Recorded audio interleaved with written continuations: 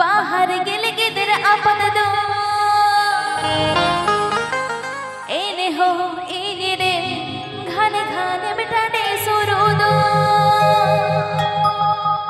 एह गोड़म याना सेला जाबे से एने गिरे के बिठागे कया तुमने लगरते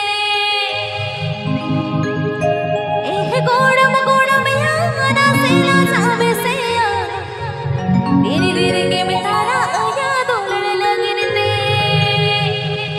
This video presenting by akashbabu.com.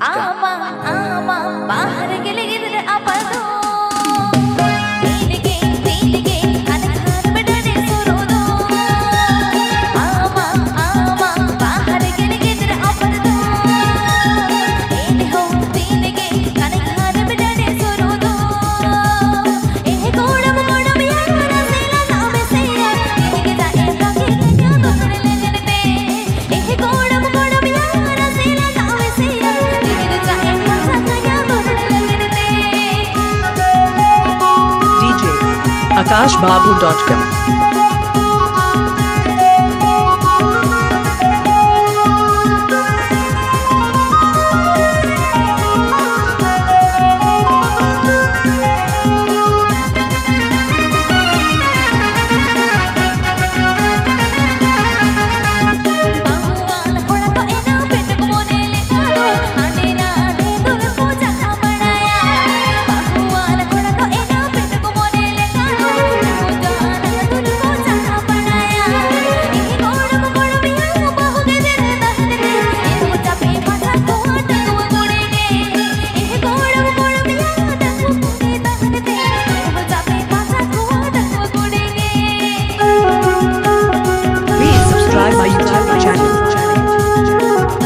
Please subscribe my YouTube channel.